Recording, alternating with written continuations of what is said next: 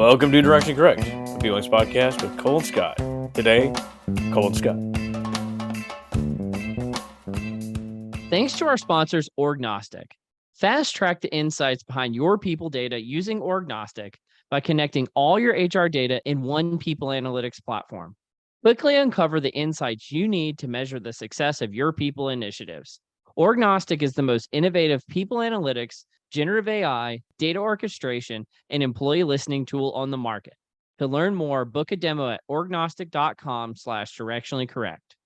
Hey guys, this was sort of an impromptu episode. We thought we were supposed to have a guest. They didn't show up. And so apologies if it was sort of random, but it's also pretty awesome. So I hope you keep listening. I'm at my parents' place, right? And like I love this small town life. Or it reminds me of Ruston so much.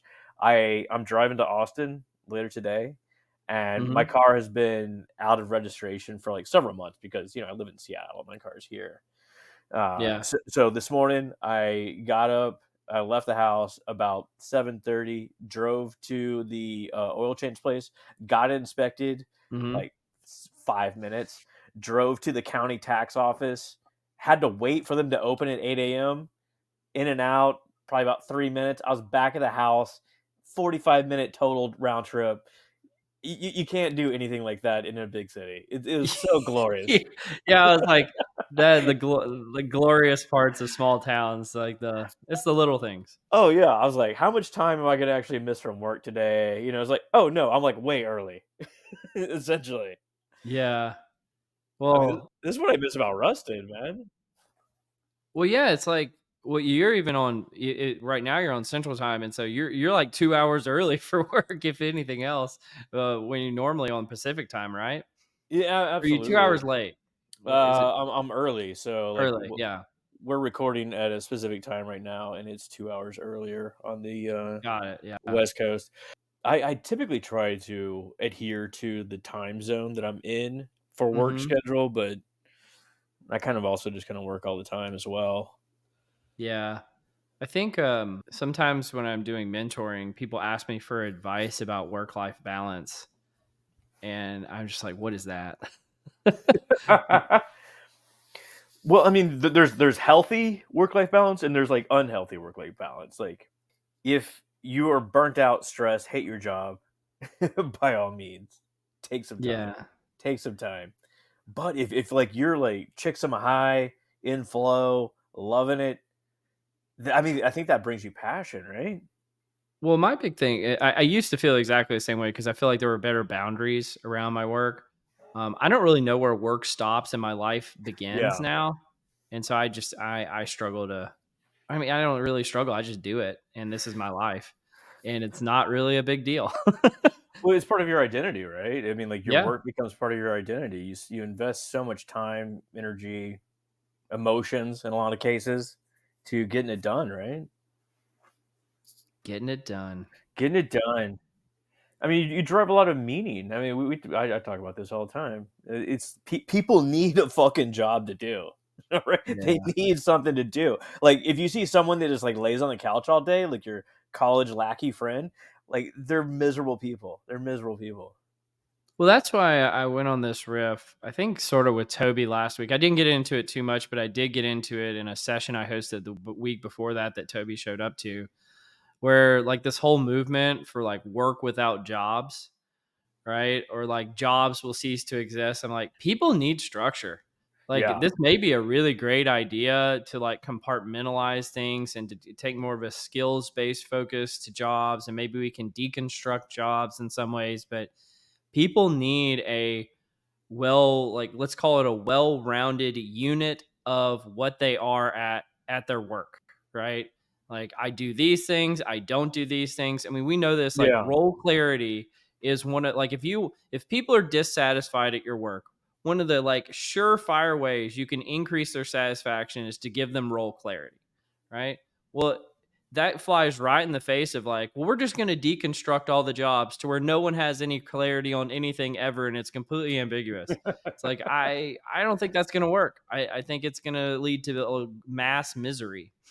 Well, it works for children. Like, children need structure. Like, you can't just, like, let a child, like, run all over the house Exactly. at all hours. Pets need structure. I had a great dog who, was, unfortunately, like, solely in the house until I got a job out of college, and, like, I started leaving the house at a specific time, taking it out at a specific time. Never had an issue since then. And, like, what you're talking about, like, is related to jobs. You see this in call center workers. Like, no wonder they fucking hate their jobs, because, like, there's a lot of times where they don't know their schedule more than 3 or 4 days in advance. They don't know that they're gonna have definite weekends off. They don't know when their day it's horrible. It could Yeah. night shift, morning shift, who knows? Well, I know I've said this on here before, but from an emotional labor standpoint, call center job, hardest job in the world. It is like people just being so terrible to you, and then that you hang up the phone, and then immediately somebody starts being terrible to you again, and it's just all day. Well, and if you get really good at that, guess what? You get the most difficult calls. They're gonna start routing them to you. So now Exactly. now you get, like, not only the person that's at a anger level of 6, you get the 8s and 10s. Yeah, absolutely. Oh man. Well, what I what's going on? Like, are you going to like football games and stuff, or you doing anything fun? Yeah, yeah, I'm going to Austin, gonna meet some friends, go to a football game, and, I'm actually in your neck of the woods. Hopefully, we can get together next week, do this in person. We'll see how that goes. It's gonna be a shit show. Well, what the, actual pod? You calling it right No, I now? mean, like, I if we can get the technology to work Oh, correctly. oh, oh, oh. Yeah.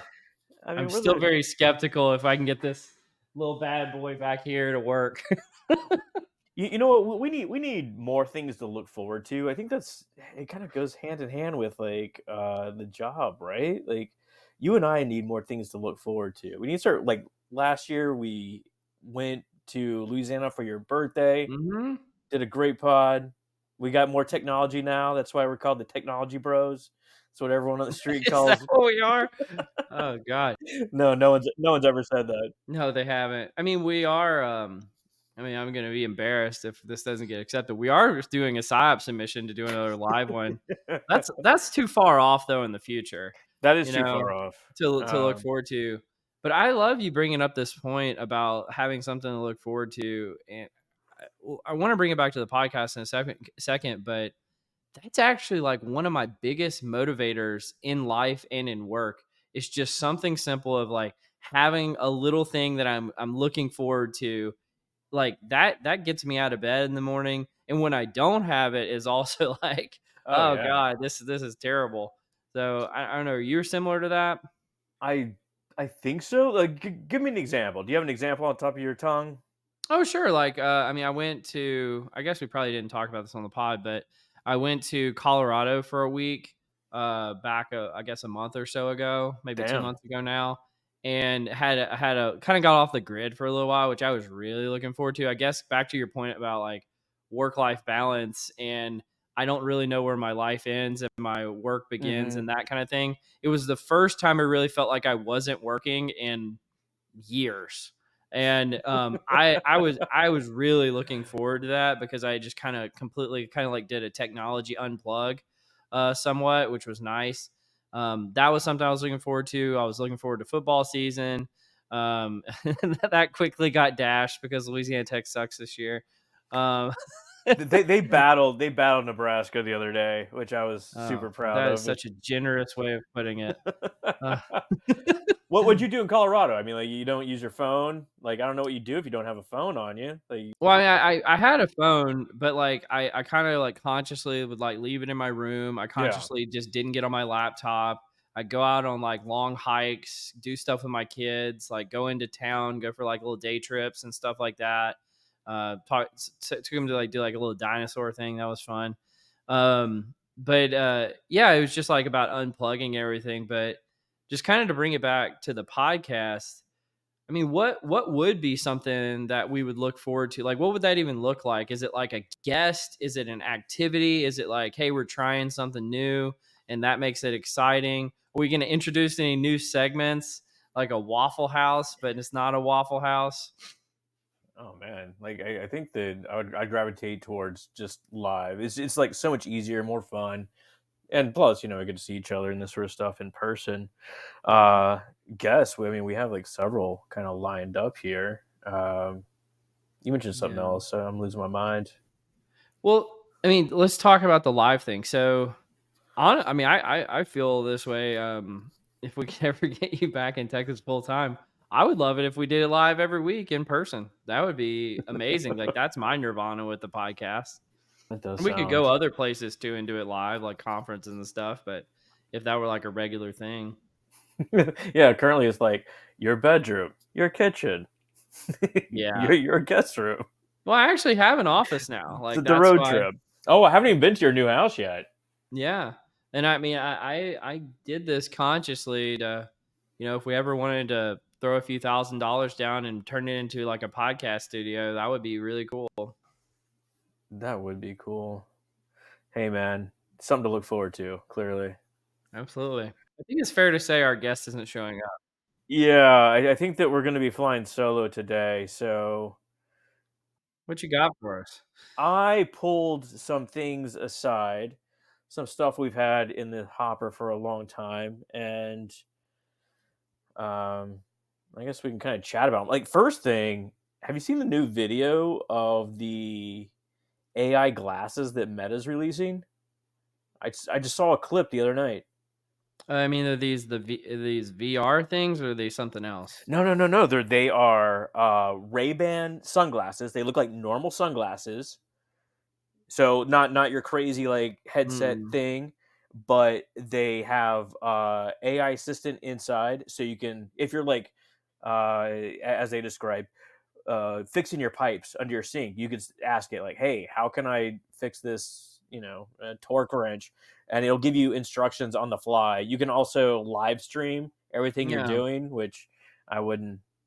I don't need everyone to be an influencer out there, even though Yeah. No kidding. 75% of people are out there. But this is finally. Do you remember like the Google glasses, maybe like I 10 remember years Google ago? Glass.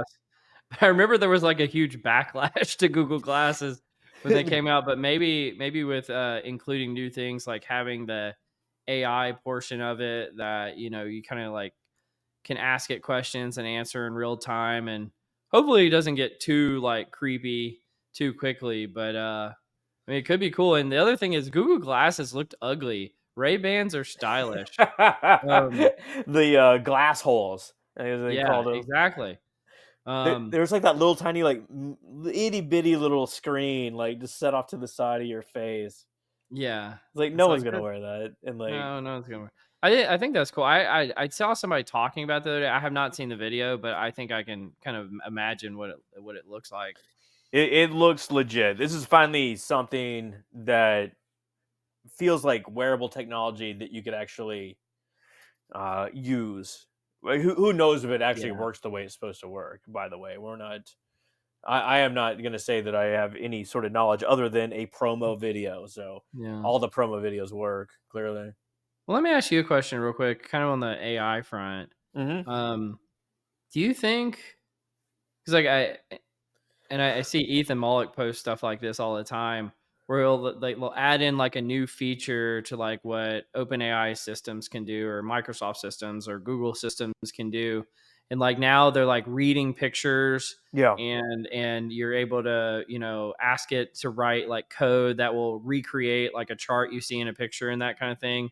Um, have you started to see like the killer app use cases of AI yet, or has the bubble popped somewhat, in your opinion? Okay. So I think that Gen AI has revolutionized or will revolutionize how we think about technology and how we interact with technology, what we Mhm. expect from it, Mhm. this sort of thing. I think that when it was first released, yeah, we'll call it like what October of last year, maybe September, I think it was somewhere around November. then, fall Yeah. time. Been about a Yeah. year, Yep. approximately. Um, there was some confusion. It felt like a way to get recipes from the AI, and like people don't really know what to do with it. Everybody But got to write a freaking poem. Like, yeah, yeah, write a or poem about people analytics as if you were Mark Twain. Like, okay. Exactly. In the style of Shakespeare, write me Yeah. a sonnet on Easy E and NWA. Yeah, Whatever, exactly. whatever you're gonna ask it. Um, but I think since that time, like people had their fun for a couple months, and then like the tech underbelly really took off. Now we're Mhm. seeing people do like crazy stuff with it. Like now you can implement other sort of add-ons to ChatGPT and all these other systems. Everyone's developing their own LLM. Everyone's got a new system. It's getting bigger and bigger. More tokens allow you to read more data in, i.e., like Claude.ai. You can read in entire dissertation, entire book, have it Mhm. summarize it all. Um, it's it's gonna be totally revolutionary. I think Yeah. that people got a little taste of it and didn't really understand how to use it, but they will. I've got 2 questions about it. I just wanna get your perspective.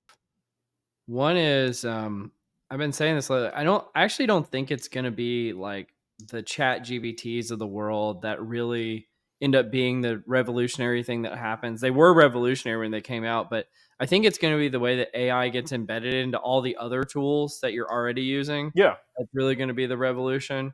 I mean, kind of like adding AI into Ray-Bans. Like, who that would have thought to that's do that, right? yeah, that's the Gen AI right there. Like, hey, Yeah, ostensibly Chat GPT, how can I fix my sink?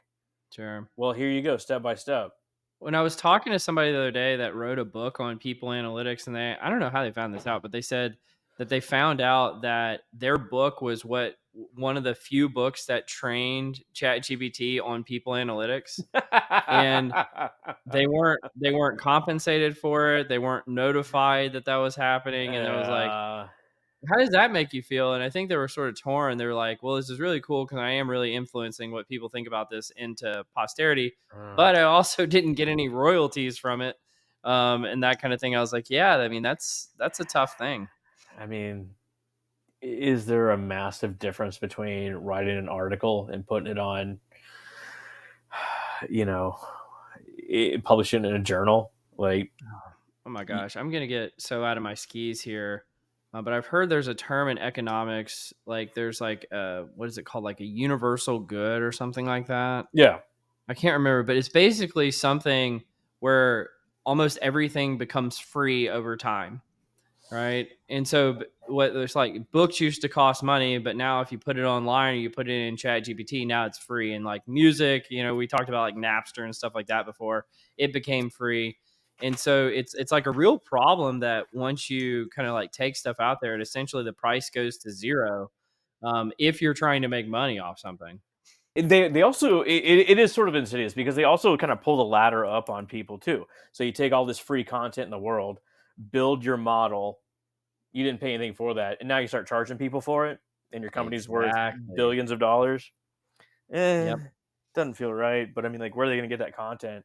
Where are they going to get quality content? That's the other issue. Is like one person. Let's say it's probably not, but let's say the entire of like Open AI is based. All their knowledge on people analytics is based on this one book.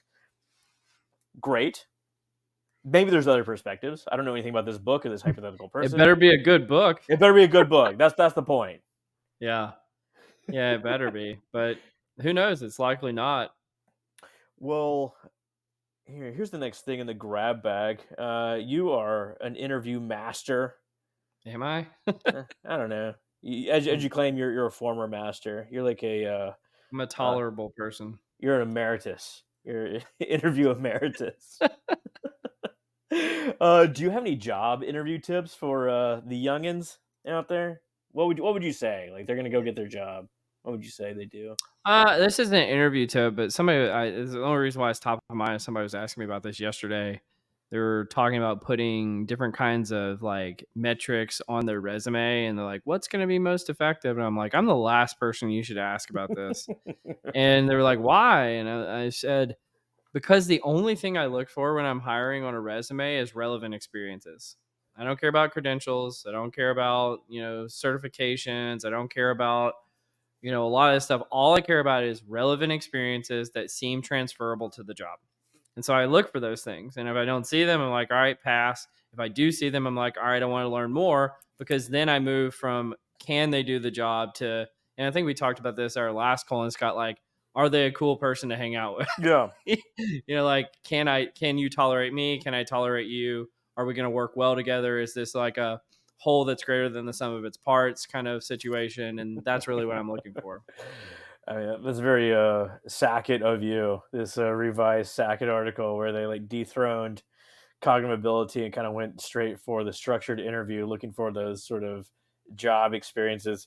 And man, finding someone that you can actually tolerate and work with, that's hard. Yeah.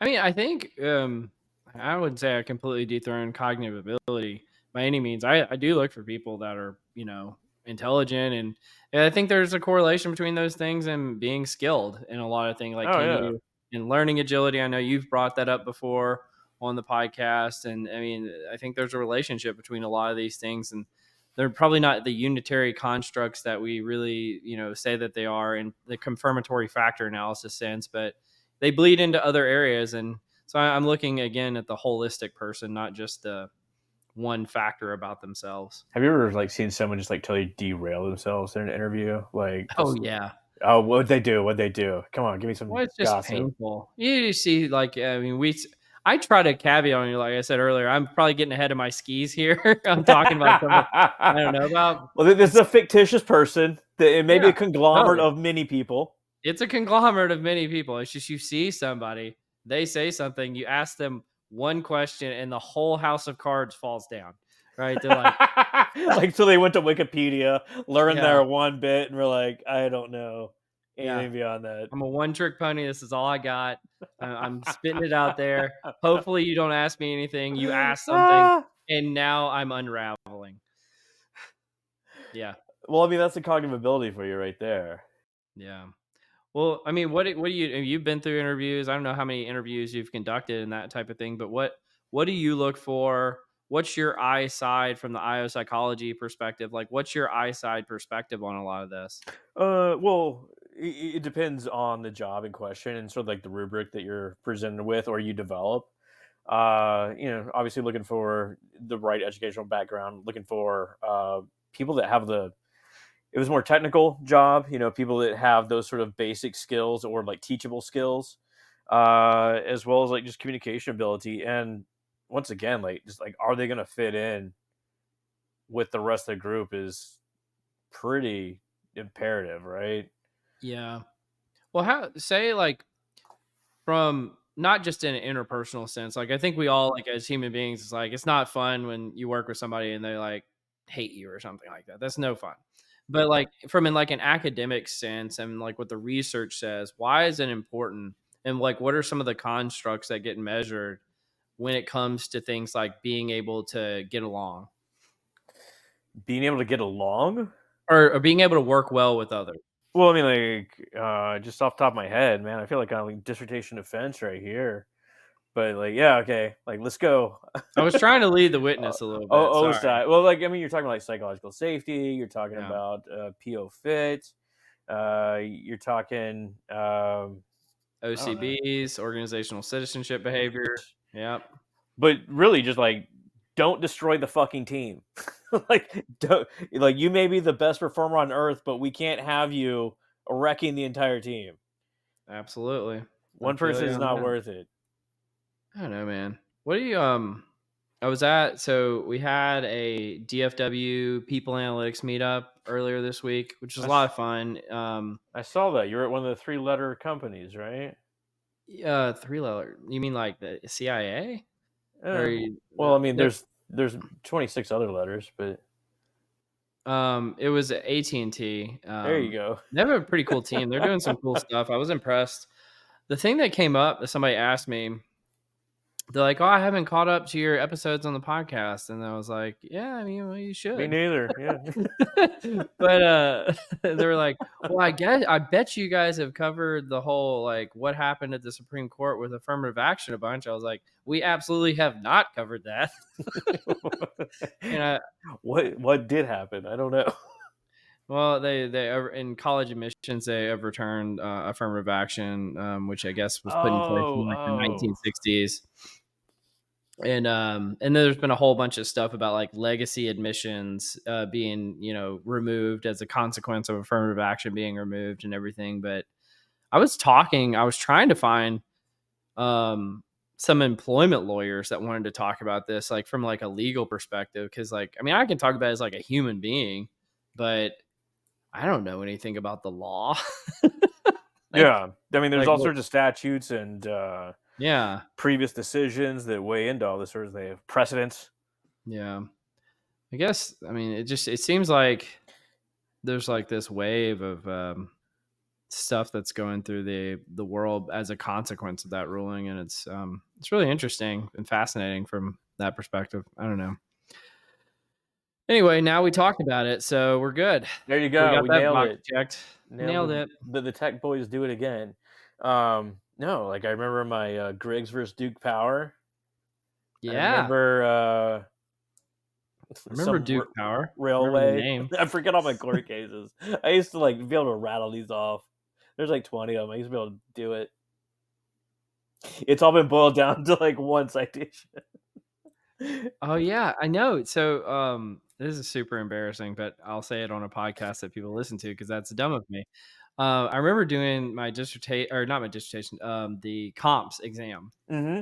and there was this one citation that I had for like all the major court cases, and one of the particular questions I was answering, and I did a find replace on it, like because I Baby. typed it in wrong on the replace, so it replaced it on all the different citations, Yeah. and I almost didn't pass because of that single find replace. The professors were all like, "You cited this one thing over and over."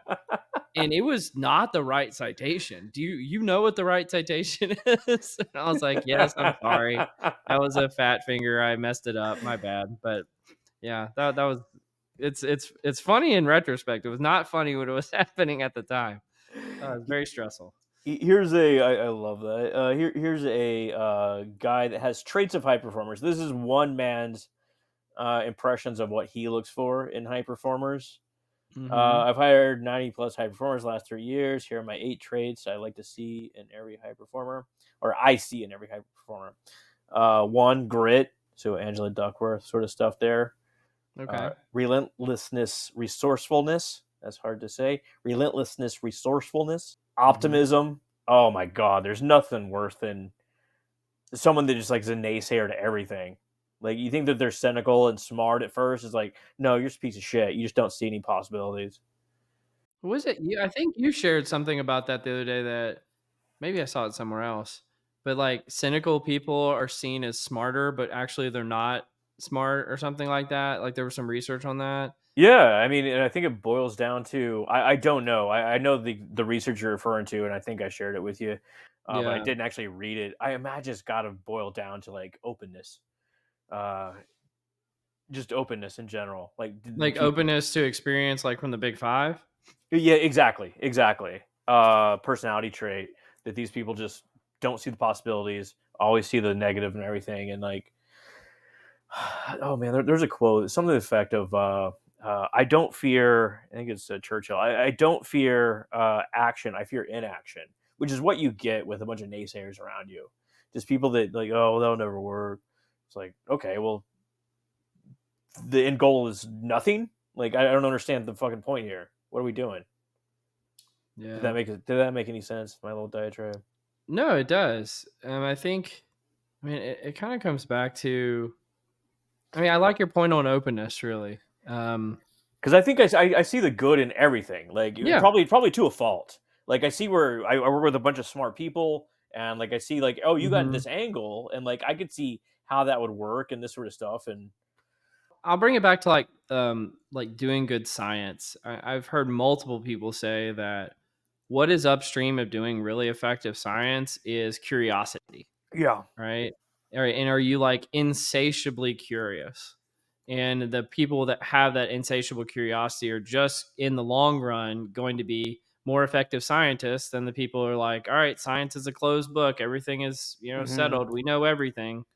And I think if you become cynical or you are not open to some of these things, you just really shut yourself off from the potential to learn.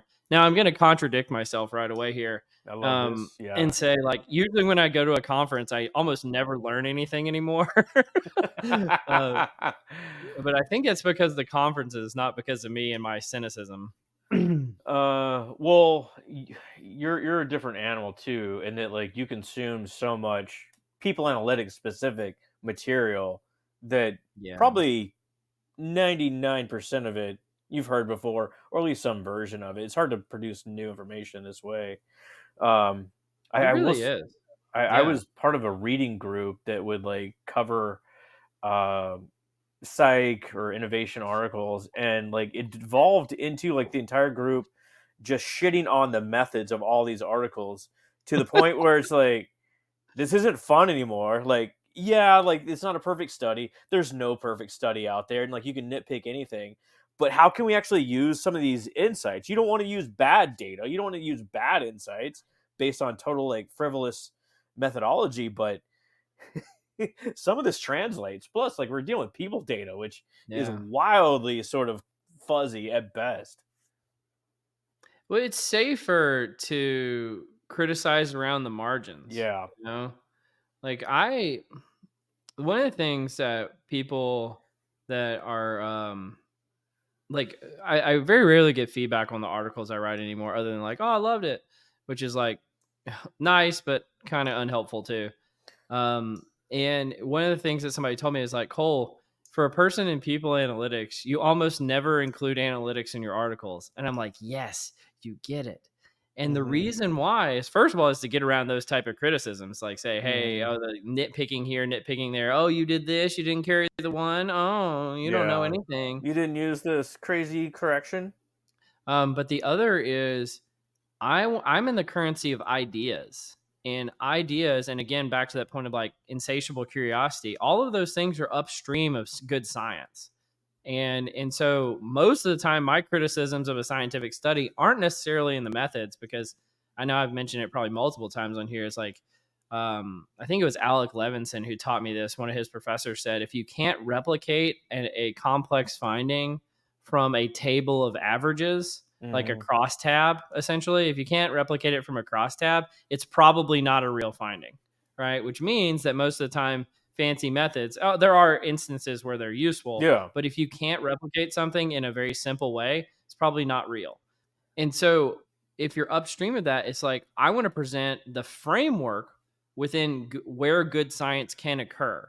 So that's what I write about. It's like, hey, here's some big concepts that you should be thinking about. And when I'm evaluating what other people have written, I'm like, are you addressing big concepts that are helpful? Or are you just staying in this super Hmm. narrow, not going to hurt a flea type of area that like isn't really generalizable? I am much more in a fan of big ideas and bad methods than the, like, small ideas and, ironclad methods.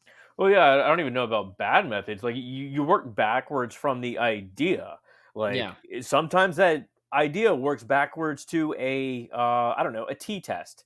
Like, Yep. and that's what you need. You don't need some sort of like crazy analysis to do this sort of stuff. And like Oh to your yeah. point, like, and I know it's slightly different than the point that you're making. If it's not going to pass a chi-square, it's not going to pass some crazy Hmm. analysis either. Oh yeah. I haven't said this in a while, but back when I was doing a lot more data analysis, I had this theory that I can answer any scientific question with box plots. I really like. I think that's true. Like, I think almost every big question you want to answer can be answered with box plots. Like, it's because you can do t-tests, chi-squares, ANOVAs. You can kind of visualize regressions if you wanted to. Like, a lot of different scientific tests you can do with box plots. So I'm a fan. Well, I think that goes along with constant learning. Who's this guy's, I don't know, like fourth or whatever trait of high performers? Not be an asshole, which, Hey, that's what we were just talking about. Can you get along with others? okay, here's another one. Fun to be around. Yeah. I mean, you're Yeah. spending 8 hours a day with this person. They gotta be Yeah. fun. Boy, have you ever had someone that's like a stick in the mud? I mean, like not necessarily a naysayer, not necessarily not optimistic, but pessimistic. I guess would be the opposite there. But just not fun. Yeah. Some people have accused me of being that, Oh, I thought but you were gonna say me. I'm just gonna That's let that nice. go. I'm gonna let that ship sail. Sail away. Okay, here we go. We'll get through this. Growth mindset enjoys responsibility. That's a pretty interesting one, uh, which is good. Like you really need a team player. Well, say more about that. Like, did they have a description of Let's it? see. Enjoys responsibility. I need my team to take responsibility. I don't want to chase people down.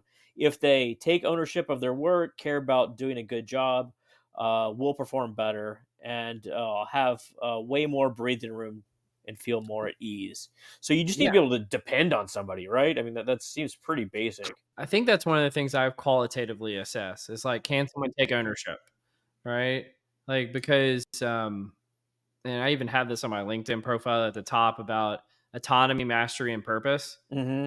Um, Autonomy is like a baton you hand off to someone, and they only get the positive benefits from autonomy if somebody wants to take ownership of their work. If they're deflecting ownership of their work, it's like never carrying the baton, never passing it on.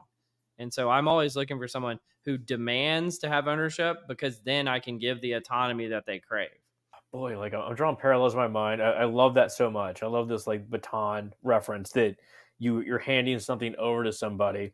But this is Hmm. also the meaning in life or meaning in work, finding meaning in your whole responsibility. Like people are counting on me. I am doing this. I am achieving sort of things for other people. We're a cohesive group. All that sort of stuff is just hell. I mean, like humans evolved on the Serengeti in these like kind of small groups to like work closely and trade in between them when necessary. And I think we see this in the work setting as well. And if you got someone that just cannot be counted on, well, stick them out in the middle of the plains, let the cheetahs get them. Yeah, I mean, the banishment used to be a form of punishment, and it was like for real. Like, it was like up there with death. Now you put him in the basement like the guy with the red stapler from Office Space. Just Oh banish yeah. him to the basement. Have you speaking of that, have you there was a series a few years ago on Netflix I'm actually rewatching right now called Mindhunter. Have you ever seen that? I've never heard of this. Okay. So it's about I don't actually they don't actually like have like a explanation of it, but I'm gonna give like I think the reason why they created this show is there was this FBI unit back in like the I guess the 70s who invented the term serial killer.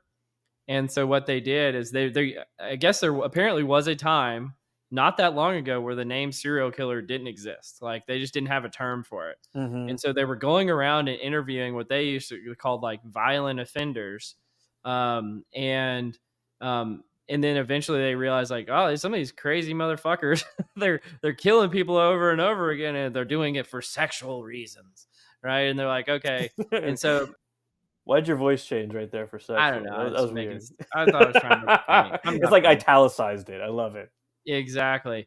And so it goes around like kind of studying the evolution of how the FBI brought science to an unscientific area. Okay. And it is a really, really the only reason why I'm rewatching it, I'm not like one of these murder mystery type people.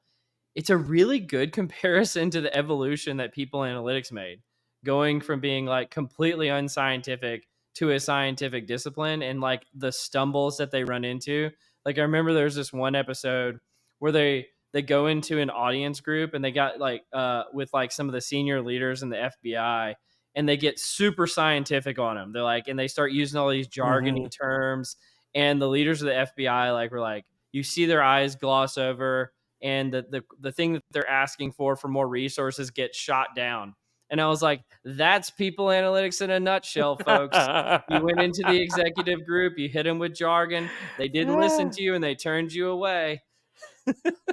Wow. Well, I mean, like you could go back to the foundations of just psychology in general. Like Freud noticed these issues in these women in Vienna, and it's like, well, let's kind of poke around. Let's like invent methods to identify this sort of stuff. And like, I think that a lot of the things that he came up with are considered hokey today. But I mean, he was no dummy either. There's lots of interviewing, lots of iteration, and like that's how we get progress, right? Well, I think I've gone full circle on Freud because by the time I got into psychology, it was very in vogue, like in like a Psych 101 class, to say like, we acknowledge that Freud existed, but he was an idiot and none of his Yeah. findings were ever true. And so I actually know very little, like almost nothing about what Freud actually came up with other than like the Oedipus complex or something like that. Yeah, I And mean, but what I'm learning over time is actually Freud had a lot of like brilliant things. I just didn't know what they were just because I had this initial bias from people who taught me. it's like a lot of qualitative research, right? Like he interviewed these people and like identified common patterns across different people, like Electra Complex or Yeah. the Devouring Mother, like all these sort of like, of course, Cigar, the sort of things like that are hokey, of Well, I course, remember but I listened to a podcast with Bob Hogan on there, who's the person who developed the Hogan personality assessment. hmm And I was surprised how much he credited almost like so many aspects of the Hogan assessment, which is considered one of the top assessments hmm scientifically, from Freud directly. I mean, he had this whole episode on Freud and then another one on Jung, which is another person I know very little about, that gets poo pooed on a lot. But I was like, I don't know, a lot of these kind of psychological concepts came from Freud and Jung.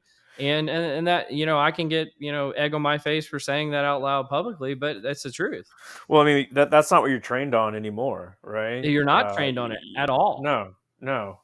Um, Jung, it's like a lot of like the shadow sort of stuff and this sort of thing, which is where the like MBTI was derived not by him, by people that just had like ideas about his work and they derived Yeah, the MBTI. typologies. Yeah, yeah. Now it survives. I, Going back to what you were saying earlier about P-Planets, though, man, I remember this quote studying for comps. You're just reading voraciously and like going Mhm. everywhere. It was an I-side book, so industrial side book, and I think they were talking about job analysis and like they're talking about the methods that they use and like doing all those sort of things.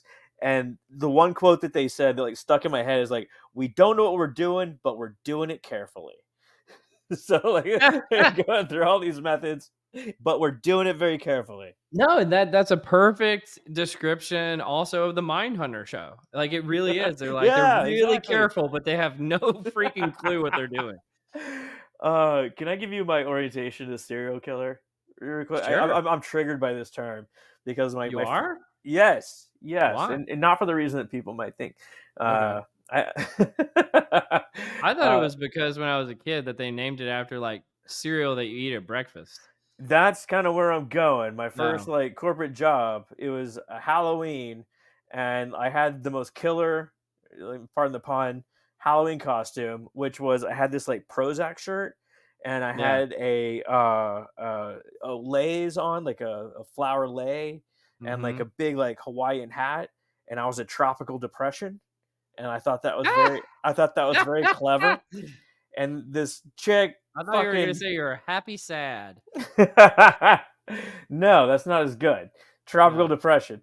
And this chick fucking pasted cereal boxes on her shirt and like put a knife through it and she was a serial killer and she won No. and I'm still bitter because I didn't think that was very creative. You should be. That is not good.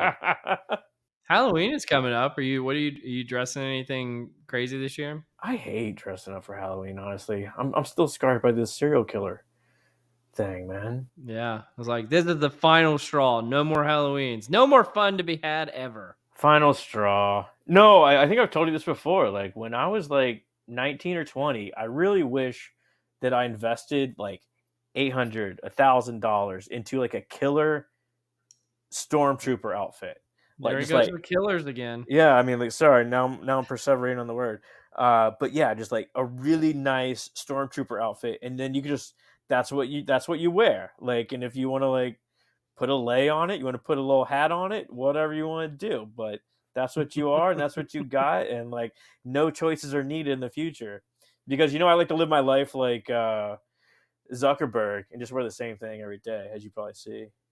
We gotta wear the new Ray-Ban sunglasses, as if you were a Zuckerberg, you were be inclined to do. The thing I would struggle with buying the Halloween costume though, um, is I don't know if I have something that I would like for that long, right? I go up and down on things. Like if I used to really love Star Wars a long time ago. I could take it or leave it now. It's I think I'm kind of past that point in my life. Well, I think you're absolutely right. Of like you only know in retrospect what's still going to be popular, Mhm. right? It's kind of like why I see people with a lot of tattoos. I'm like, I don't know about that, man. That's a Yeah. bold choice when you're. I saw somebody who had a downtown Dallas skyline tattoo, and I was like, "What if they build a new building? You could go and add it into your tattoo later? Like, what are you doing, man?" That'd be pretty awesome. That'd be pretty Yeah. awesome. Like just a never-ending tattoo. What the hell were we talking about? Oh yeah. No, doesn't matter. This is the real podcast, ladies This and is how gentlemen. it goes. Here I'll do one more. Why not? This one article says, find two good ideas and choose the best one. Stop spinning your wheels. And I got another one that says, gathering more information doesn't help you make up your mind. So I got kind of like two parallel ideas here. So I'm not sure I understand. Explain it to me in words that I'll understand. yeah, okay. So let me put it this way: like more information does not help you make a choice faster or better. Oh, Really? yeah, for sure. Yeah. Yeah. Well, we talked about this before, but, I made the job switching index, that as a way of, like, evaluating whether a job would be useful or not useful. That was a complete, the reason why I built it was the there was too Wait. much information. There was too much information. I was like in information overload. I couldn't make a decision between like one job offer or another or switching from my current job. And I was like, I have to find a way of taking this vast amount of information about the experiences and the money and the what value Yeah. what matters to me in my life and boiling it down to like a few numbers that then I can compare and like it's we are not capable.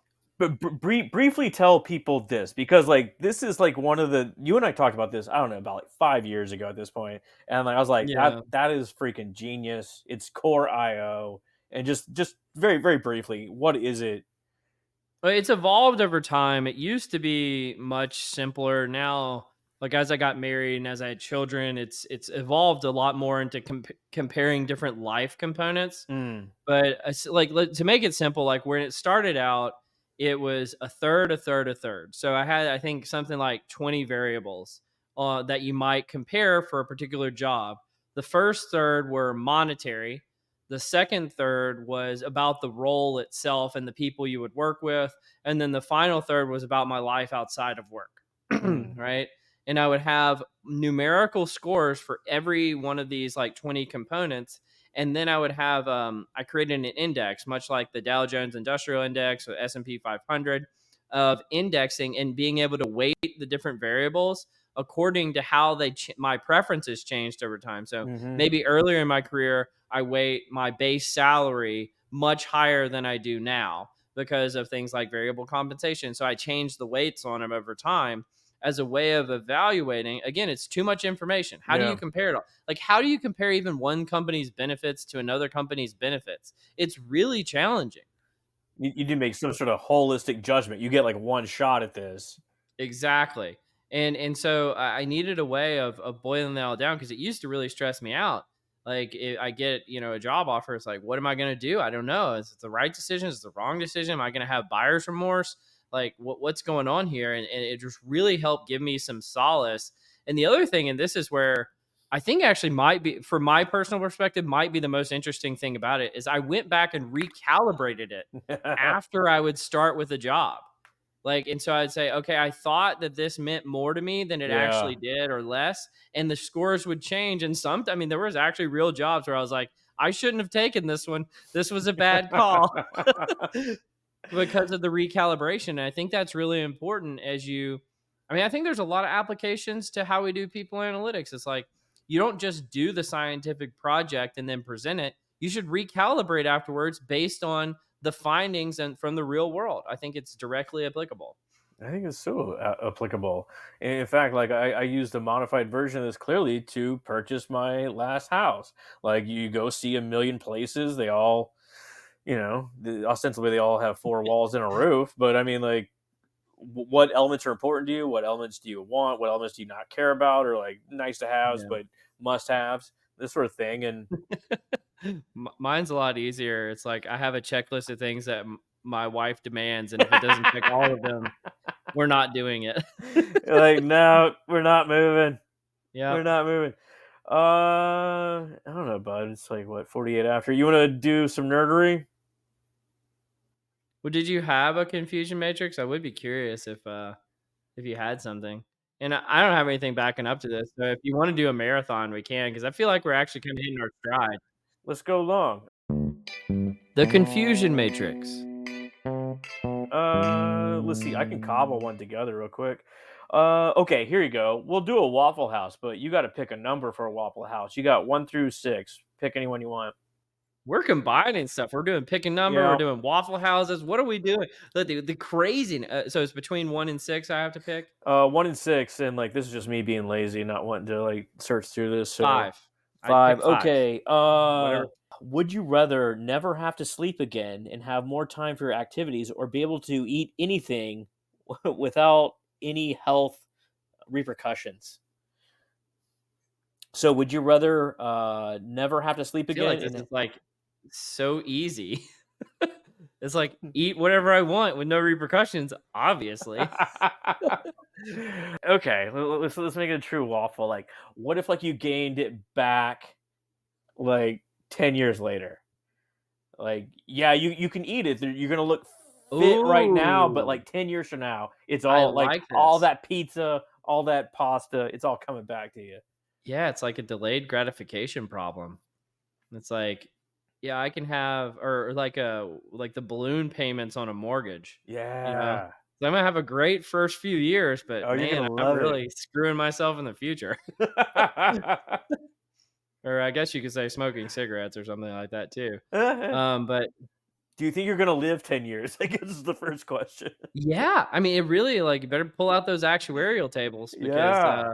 if I'm not living 10 years, I'm gonna live this thing up. What about, okay, we'll say like 20 years. We'll say like 20 years. Yeah. Well, I think it's I mean, I'm kind of going this on the through this on a personal front. I'm trying to lose some weight, you know? And the whole reason is I don't want to die when I'm like 50 years old.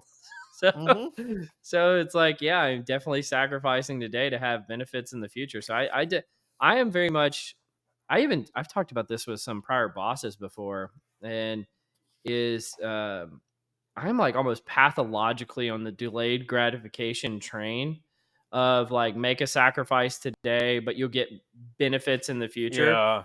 And I had to get off of that after I left grad school because I lived like a grad school for like years after that. And it was like completely unhealthy for no reason. Like I had no reason to be doing it, but I was like, oh, I'm waiting until later when this will all pay off. It's like, no, at some point you have to start gratifying yourself, or it's not worth it. I don't know. Do you experience that at all? Yeah, I had the exact same orientation for a really long time where I really had to consciously loosen up the purse strings and Yeah. like, oh, like you want this. It's okay. It's okay to get it. Like it's not gonna break you, this sort of stuff. Obviously you don't want to like overdo it, but I mean like you gotta live your Yeah. life, man. Like it's gotta be worth something. Well, it's like I was so worried. Like I'm like, when I get old, am I gonna have any money? I got to make sure I set aside money for retirement and things like It's a that. And legit fear. it's like, yeah, but do you want to live your whole life in tatters just so that when you're old, you don't live in tatters? Like it seems very, I don't know, some kind of like weird bargain we're making with ourselves. Living like that can be like really expensive too, just because like the Mm-hmm. quality doesn't last, right? So Mm-hmm. you essentially wind up living with mix match furniture or like shit that just falls apart, and he's got like a smattering of patchwork of things. I got a question for you. This is sort of Waffle Housey. I was thinking about this the other day. Um, would you rather go see like the Grand Canyon or like whatever like scenic thing that you've never seen before, like Okay. Yosemite, or maybe it's like a beautiful building, you like architecture, or maybe it's a painting, or have a really good conversation with like your best 5 friends? What if you had to choose between those two things? What would you choose? I don't think I have 5 friends. Or whatever, That's my. Yeah. Okay, so like I experience this quite regularly. So like past couple years, gone to Europe by myself, gallivanting around, seeing Mhm. amazing things, absolutely amazing things.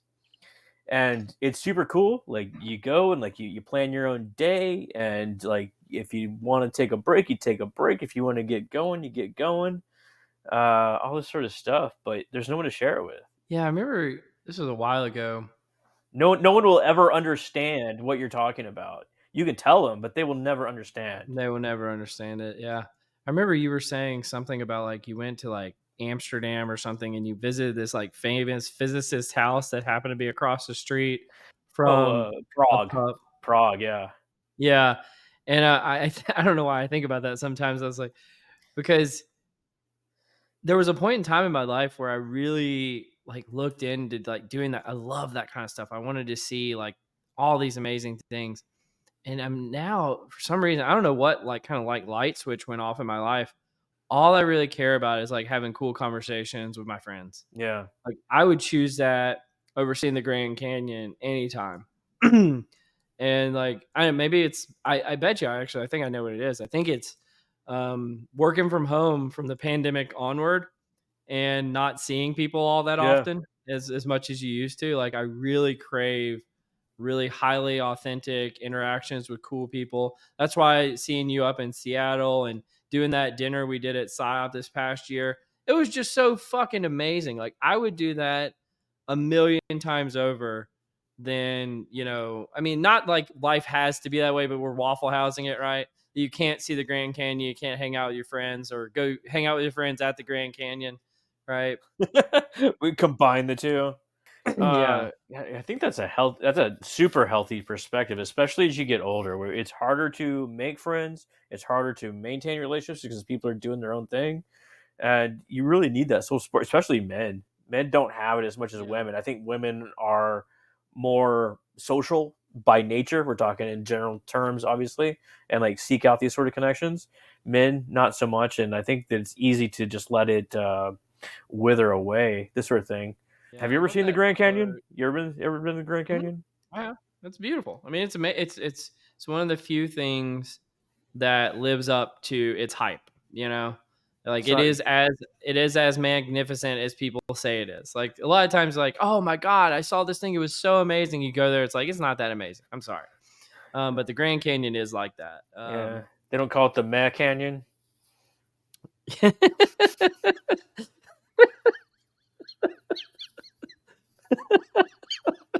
I don't know why that's so funny to me. But Imagine like in like the 19 people would take a fucking train there and like sit there for like a week, like or like they'd go to like Hot Springs, Arkansas, and be like, "Hey, skid it, skidamaroo badoo, we're gonna hang out the Grand Canyon." I It's don't like, even know what you're wow, there's a talking lot about to. anymore. I do love hot springs too. Um, but Pe- that part of Arkansas is totally underrated, by the way. it is. People need to go. Absolutely. I was thinking kind of back to your point about men. I think one of the quotes that I don't think most women understand this is that most men leave lives of quiet desperation. Have you ever heard that quote? I No, really but think it's true. Like we need each other. We need those friendships. It's hard to have them, but and when you do have them, it's freaking amazing. I mean, it's honestly, I'm really glad. One of the reasons why we do this podcast, and one of the things that I think sort of drives you crazy about me, but I really admire in you is how different we are. Like I just think that you do some of the coolest stuff. Like I've mentioned before, I can never go on vacation by myself, and you just like go places and you do things, you go see cool shit, and I'm like, man, that is like really freaking amazing. And I think you're such a generative dude. You're very creative. You're like the whole reason why we have all these different segments, like the nerdery and the confusion matrix and Waffle House. Like I don't know, I just love that about you. oh well, thanks, man. Really You're welcome. appreciate that. The end. No. The end. There was one thing I was you. Oh! Check this out. Just because like we're talking about the differences in men and women. Let's see if I can pop it open real quick. Here, we're the technology bros today, right? Here, you. You keep saying that. Where did that come from? I have no idea. There's the actual link. So it's the differences in perceptions of attractiveness of men and women. So from the Mhm. other side, so women perceive themselves just about as attractive as men see them, right? Mhm. So like if men see you as an 8, they think they're an 8. They think you're a 6. You're probably a 6. If you think men think that you're a 9, 10, you think of yourself as a 9, 10. Women think of men about half as attractive as men perceive themselves. I think I think no truer words have ever been spoken. This is so funny. Like, so no wonder the two can't. I mean, like, and granted, like, women are the fairer sex. I mean, let's get real here, right? Yes, we are. Oh, you were sharing something. Should I have pulled this up? Oh yeah, yeah, yeah. That's what took me longer. Oops. A little bit late. Sorry. I'll share it real quick just so that people can see it. The other way they put it here is men see themselves as twice as attractive as women view them, which also resonates. All right. So they're twice. Yeah, I mean it's kind of like the inverse of it.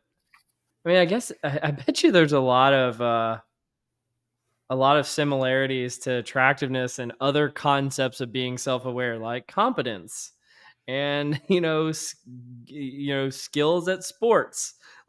Like I feel like this could cut across a lot of different variables, not just attractiveness. You remember playing sports when you were a kid, and there would be like this one kid who just thought they were awesome and they just sucked so bad, and they would get so mad that people didn't like pick them first in a game because they're like, I'm the best. They talk smack and all this kind of stuff. God, those people drove me crazy. Oh my god, there is like in children there's like an age is like 4, 3, 4, 5 where you ask the entire class like who's the fastest runner, they will all raise their hand, right? Like I'm the fastest, like, and they're clearly different speeds that these kids are running at. You gave me a Yeah. flashback to playing. I was waiting for some friends to play kickball in Austin. Like we're at this big park, right? And like they're late or I'm early. I can't remember the deal, but I was sitting there. This guy's like, "Hey, you want to play horse real quick?" It's like, "Yeah, sure." And like I'm just beating him, like singing him, singing him, singing him. And then like I see the friends like, "Oh, okay, just last one wins." And he shoots it and like it goes in and like I kind of throw it up and it didn't go in and like he like strutted away like hot shit, like he had like like beat my ass and there's like horrors like, dude, didn't you like mention the other like 15 minutes of you getting destroyed but you're walking away like so proud right now? So I hope that guy's doing well right now. He's very confident. I don't know why I had this like flashbulb memory. um but I mean, you would talk about like a hiring characteristic that you want someone. Mm-hmm. Self-awareness. Yeah. Self-awareness. That's Mm-hmm. critical.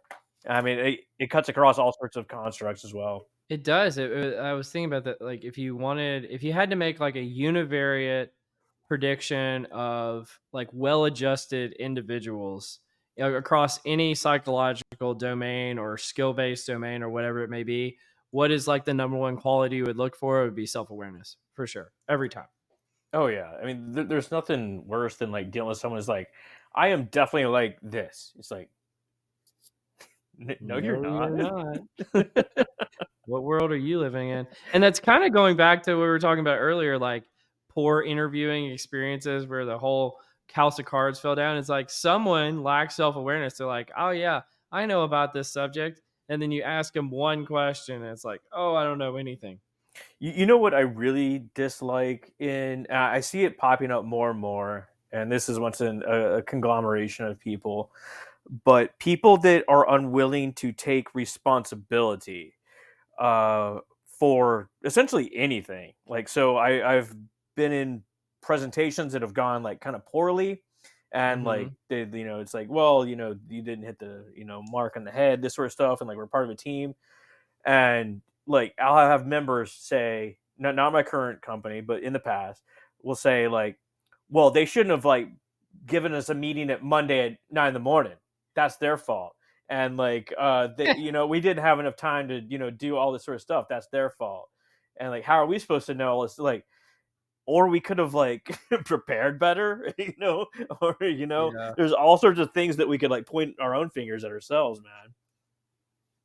Yeah. Like I kind of have this.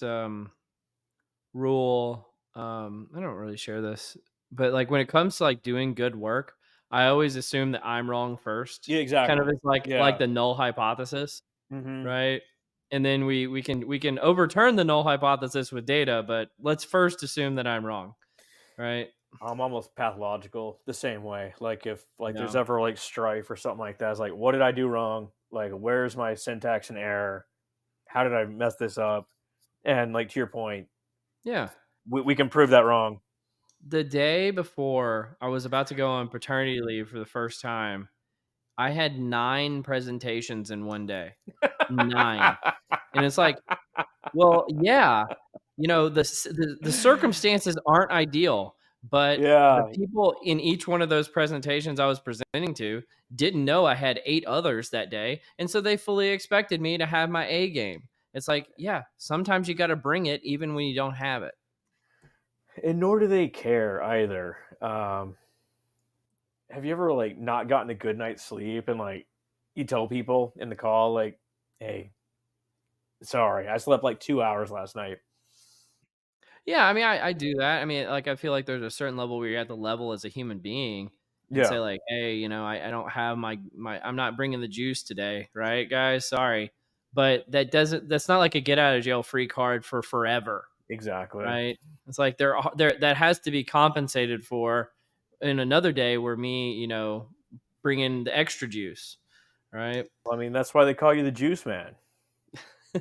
That's why they call us the tech bros. Tech Just bros. saying. Uh, Do you want to do nerdery now? The nerdery. yeah, here, I'm gonna scrap all my notes from our interview portion. Here we go.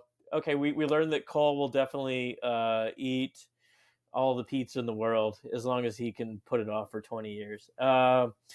But this article is called Nothing Ventured, Nothing Gained. Parasite infection is associated with entrepreneurial initiation, engagement, and performance. So I think probably one of the most fun articles we covered, I think it was on your birthday even, was Yeah. this Toxoplasmosa gondii. So it's a parasite that infects humans.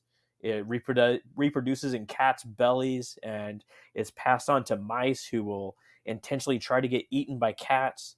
And that's how the whole life cycle works. But humans can get it, and it changes their behaviors, and it's really scary, right? It Incredible. was like the wildest thing we ever Yeah, covered because it was like I was having a moment of reckoning in my mind. It's like, how much cat piss did I stay around as a child?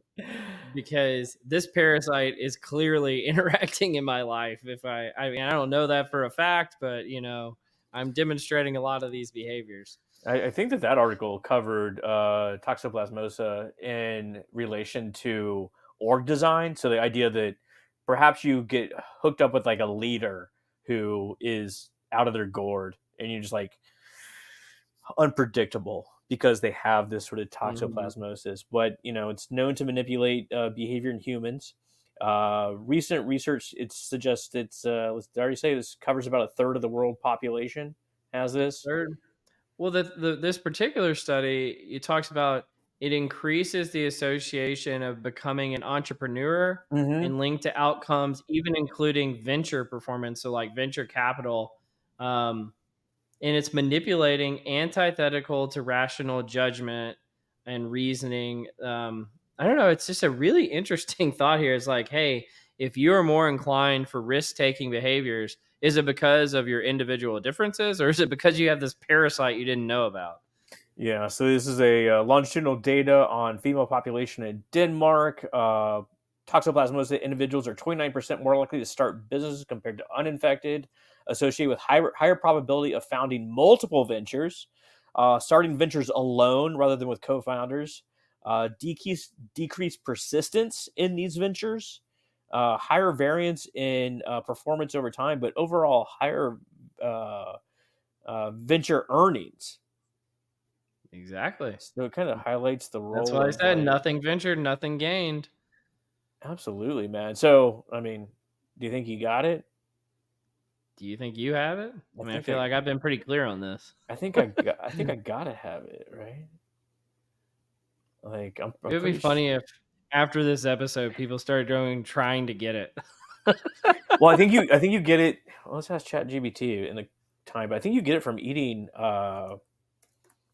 meat, like raw meat, which I unfortunately do that quite a bit. Oh, How do I thought it was you? cat meat. My You bad. can get it from dirt too.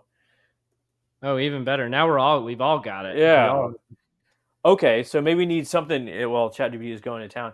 Maybe for something we can look forward to is like the next time we can just take a toxoplasmosis test. That's what we have. That's what we're looking forward to. Oh, The yeah, big we gotta reveal. do it. We gotta The do big reveal of the toxoplasmosis test. Oh, this is it. brilliant. Oh man, it's kind of like finding out like you're like low IQ. Like, what do you do with that information? And, like, like, is it good to know? I think at a certain point you don't even realize the magnitude of that finding.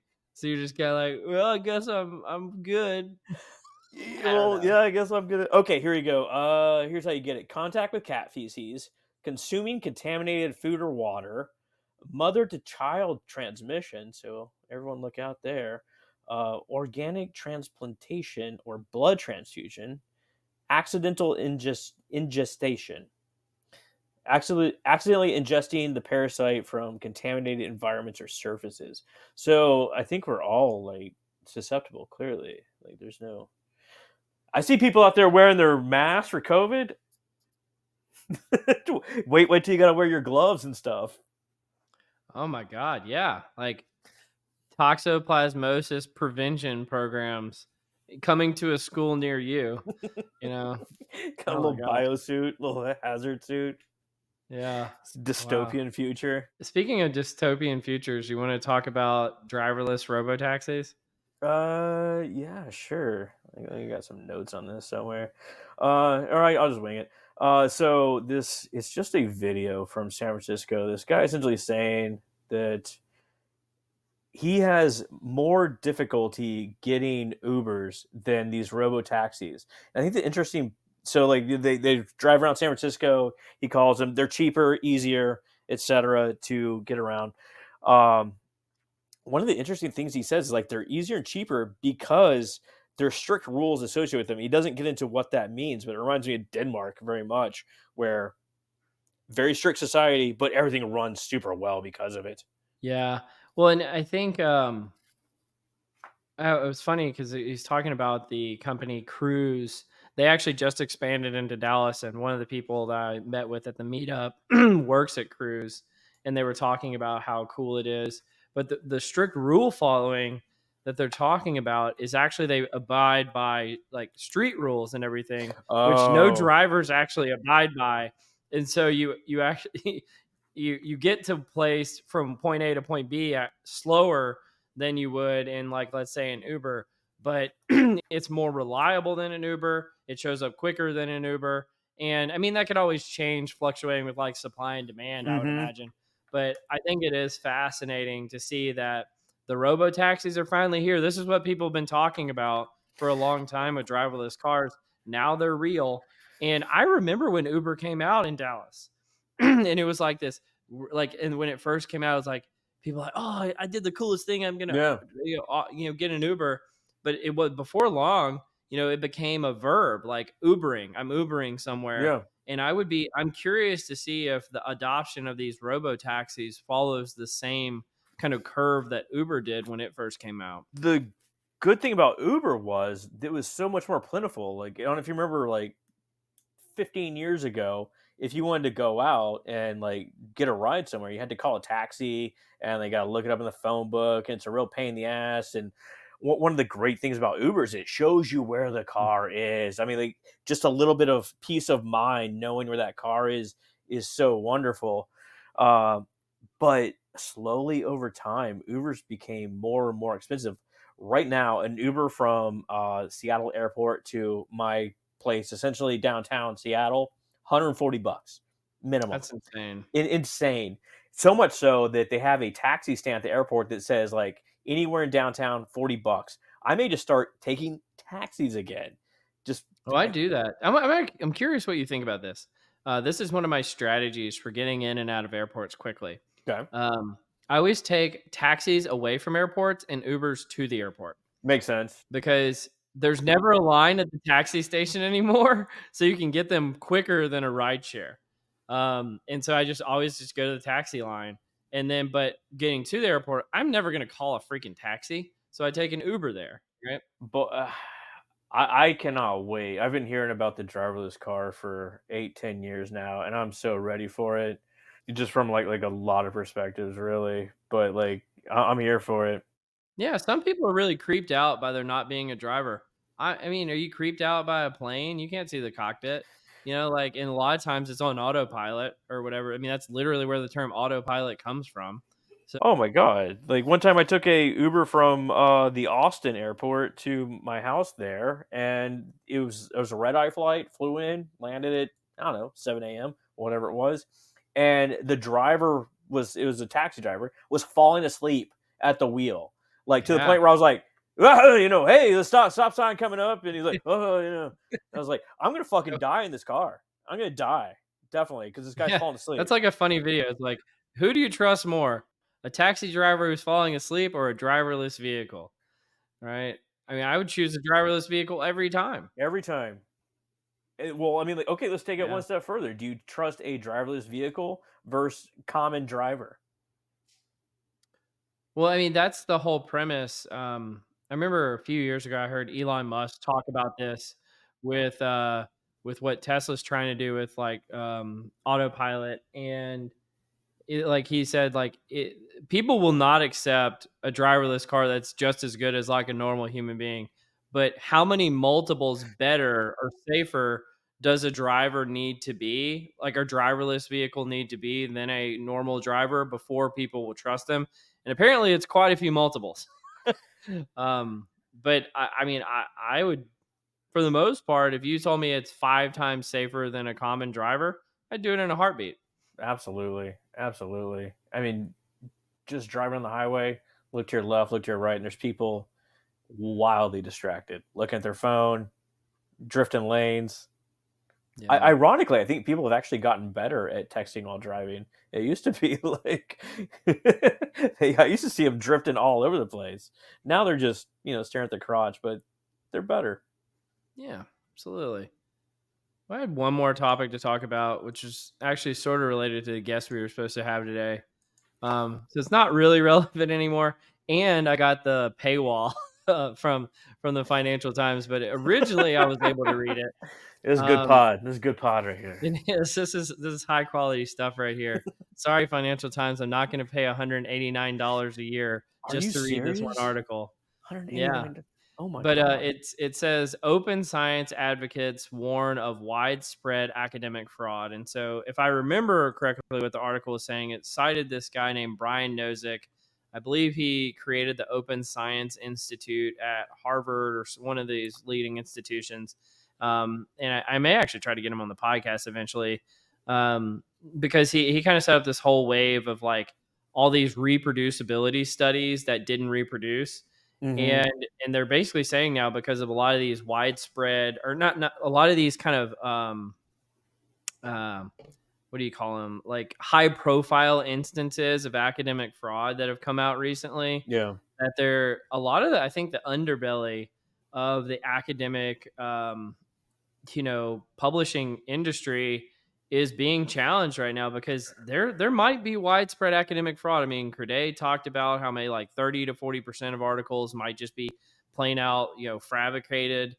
And I mean, what are we gonna do? Yeah. Like, I really want to think about this. Like, what are we going to do in, like, let's just say psychology. Let's not even talk about the medical literature or like engineering literature. Let's just say psychology and like people analytics. If we find out, like, let's say half, or like let just be generous and say a third of our studies are fraudulent, what are we gonna do? Okay, like say that occurred. What would happen? What would happen? I don't even know. I don't even know. I'll tell you what the rational thing to do would be. There's two rational things to do. One is quit trusting any study for the time being. Quit trusting any of them. And then all studies, all the major ones, I would start with like the most impactful ones and then work our way down to the least impactful ones, need to be reproduced using an open science framework, just so that we can know what are the things that actually. You're talking about resetting the field. Yeah, reset. We need a complete reset of the field. Even if it's a third, you got to reset everything, because who knows which third the scientific finding you found was in, right? I mean, if it's 5% or 2% or 1%, you don't need a whole field reset. But if you can't trust a third of the stuff that's out there, that's really concerning. Really, really concerning. We need to have Corday back on, because like this is his reality, right? Like this, he's saying like 30%. Well, we were supposed to have another professor, and I was like hoping to get their perspective on it, but yeah. Well, I mean, we can have a lot of perspectives on it, right? I mean, as long as the incentives are set up, I don't know, it's kind of ad nauseum at this point. As long as the incentives are set up as they are, from academic institutions to the publishing industry to the end user, you're gonna have this sort of stuff. But here's the reason why it's not ad nauseum, Scott. It's because no one else, as far as I can see in our field, is really talking about this. I mean, we had Chris Castile on a while back, and he has like a column about the open science movement. And I really support what he's doing out there. But most people are saying, yeah, not a problem. Nope, we're good. Business as usual.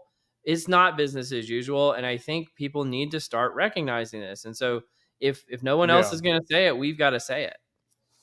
I think this is also where Gen AI will have a really interesting impact. One, you can't control like the data in. So if someone's just collecting or fabricating data, meh.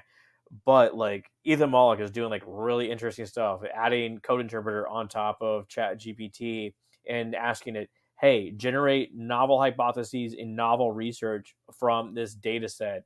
And it's doing it. It's not exactly the same as pre-registering your sort of thing, but it is a mechanical means to derive research, which is also putting us out of business in a lot of ways too. Yeah, not yet though. I mean, robo taxis are coming for taxi drivers and Uber drivers for that matter. And ChatGPT is coming for us, but not today, sir. Not today, sir. Today. Well, I think that's probably a good stopping point. This has been sort of a marathon of an episode. Any final words, Scott? Yeah, we want to thank our shadow guest for coming on. Oh, we're naming him now. Cool. Oh, I'm sorry.